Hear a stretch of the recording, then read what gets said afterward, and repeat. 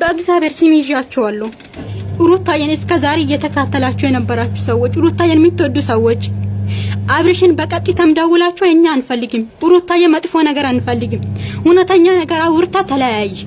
ያው ለመለያየት ጊዜ ደርሷል። የምሬን ነው የምላችሁ። እግዚአብሔር ምስክሬ ነው። ነፂ ነው የሚያገባት፣ ግን ሩታና አብርሽ ፍቅረኛሞች አይደሉም።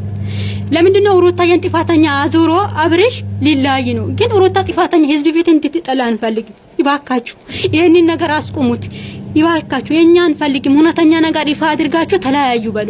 በቃ አድናቂ ሊለቀን አልቻለም፣ ህዝብ ሊነቀል አልቻለም። ሩታ ጥፋተኛ መሆን አለበት። በቃ ለመለያየት ግዴታ ስለሆነ ማለት ነው። ይባካችሁ እንደዚህ መሆን የለበትም።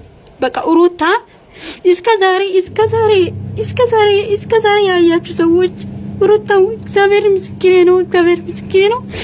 ሩታ በጣም ምስኪን ልጅ ናት፣ ግን ምስኪን ልጅ ናት። ፌክ ነው የተሰራው፣ እጁን ያገኛል። ይባካችሁ ሩታዬን የምትወዱ ሰዎች እኔ እውነቱን አውቄያለሁ። የምሬን ነው።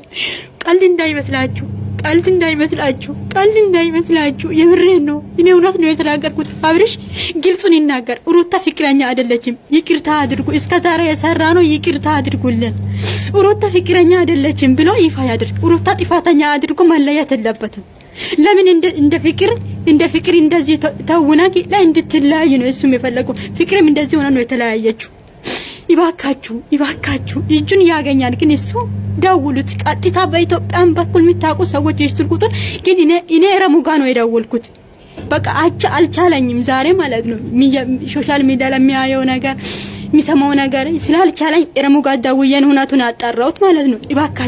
ይባካችሁ ሩታዬን የምትወዱ ሰዎች በእግዚአብሔር ስም ይዣችኋለሁ። አብርሽ እየዋሻ ነው። የምሬን ነው። ጌታ ምስክሬ ነው። ሩታ ጥፋተኛ መሆን የለባትም። ምስኪን ልናት ምን አደረጋች? እሱን ትልቅ ደረጃ አደረሰች እንጂ ቤተሰቦቹን ቀየረች እንጂ ይሄን እንደዚህ ማድረግ የለባትም። በቃ ወደስ ምንም አይፈልግም። በቃ ሩታዬን ነፃነት ነው የሚፈልገው። በቃ እውነታውን ነግሮ ይለያዩ። ሩታዬን ንጹህ አድርጎ በቃ እንደዚህ ነው የምንፈልገው።